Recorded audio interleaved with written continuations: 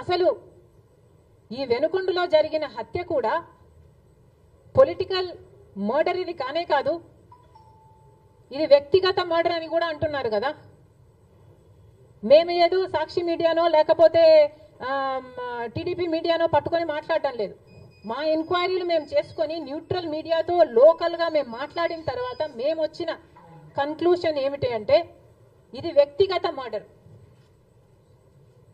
మొన్నటి వరకు కూడా హత్య చేసిన వాళ్ళు, హత్య గురైన వాళ్ళు ఇద్దరూ వైసీపీతోనే ఉన్నారు. మరి అలాంటప్పుడు ఇది పొలిటికల్ మర్డర్ ఎలా అవుతుంది?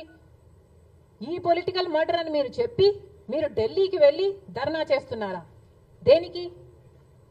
మీ ఉనికి కాపాడుకోవడం కోసం, మీ పార్టీ కోసం అని చెప్తున్నారు. ప్రజలు ఏం ఆలోచిస్తారు? ఈరోజు వరదలు వస్తున్నాయి మన రాష్ట్రంలో, వారిని వెళ్ళి పరామర్శించాలని మీకు అనిపించలేదు. కానీ వ్యక్తిగత మర్డర్లో మీ పార్టీకి సంబంధించిన ఇద్దరు కొట్టుకొని చచ్చిపోతే ఈరోజు మీరు ఢిల్లీకి వెళ్ళి ధర్నా చేస్తారా? ప్రజల కోసం మీరు ఎందుకు నిలబడలేదు? మీ పార్టీ వాళ్ళు ఓటేస్తే మీరు గెలిచారా? మీ పార్టీ వాళ్ళ కోసమే మీరు ముఖ్యమంత్రి అయ్యారా?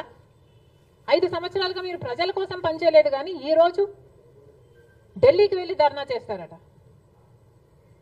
సిగ్గుండాలి కదా. కానీ ఈ విషయంలో పోలీసులను కూడా అడుగుతున్నాం. నడి రోడ్డు మీద ఇలా హత్యలు చేసుకుంటుంటే పోలీసులు ఏం చేస్తున్నారు? ఆంధ్ర రాష్ట్ర పోలీసులుగా మీ బాధ్యత కాదా లా అండ్ ఆర్డర్ మెయింటైన్ చేయడం?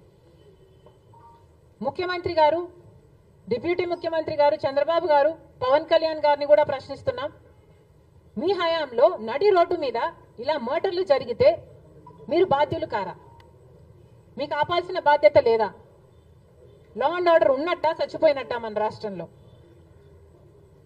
మళ్ళీ చెప్తున్నాం, మీరు జోక్యం చేసుకోండి, ఇలాంటివి కాకుండా చూసుకోండి. పోలీసులు కూడా అప్రమత్తంగా ఉండాలి.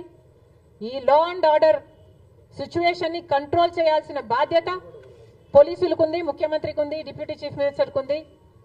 దయచేసి మళ్ళీ ఇలాంటివి జరగకుండా చూడండి.